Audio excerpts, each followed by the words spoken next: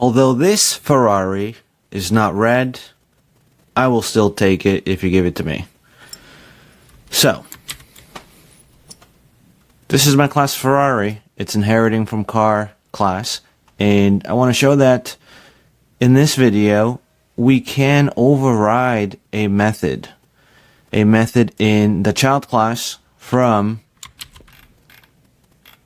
the parent class. So we're going to have that room method here. I'm going to insert it here and do something like that and say room from the car class so we can see what's happening. And then we're going to say room from with my Ferrari. And in this case it's blue. But it's okay. We won't say anything else about that. So I'm just going to say here, hey, look, go ahead and create an instance of Ferrari. Go ahead and print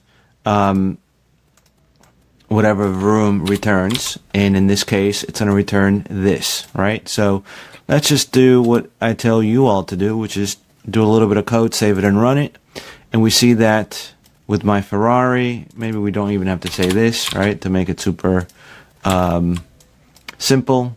Room with my Ferrari. But now what happens if I wanted to invoke this one here that's in the car class? Well, one thing we could do is invoke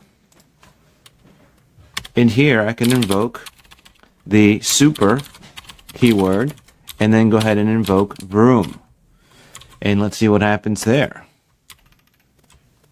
Well, here I am not printing anything, so I should say print whatever returns from this method, and then I'll see that it's going to be room with my Ferrari, the car class. That's what we had here, the car class. And then after that, it's going to return this, and here is where we print that result from room. Now that's what's happening with super, but I do want to say that if we didn't have room here, by the way, we didn't have room, and I guess this is the whole highlight of this video. Room is only defined in the parent class, which we know we can invoke like this, right?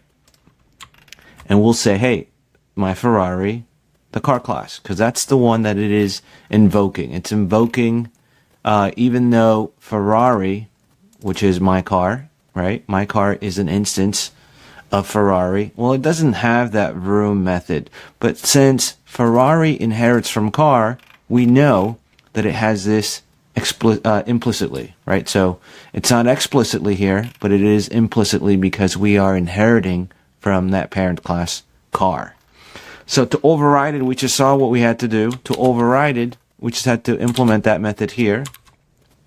And then we could see that this is not from the car class. This is the Ferrari class. And what happens just underneath the hood, if you will, is that Python says, hey, look, you have a Ferrari instance in my car. Let's invoke the room method of my car.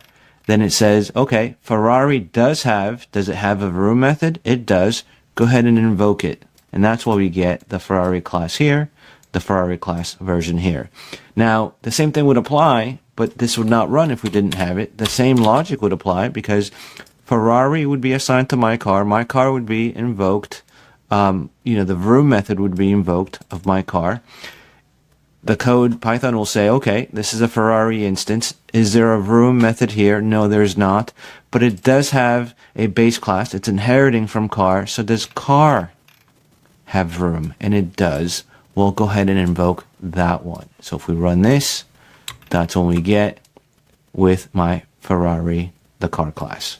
Hopefully that makes sense. So there is overriding. That's the whole benefit of overriding methods in object-oriented programming. We have classes that inherit from other classes, but they could act a little bit differently. We have different behaviors. We have different computation that we may want to do in those different subclasses or child classes. And that's the ability that we have to do so. We have the ability of overriding methods.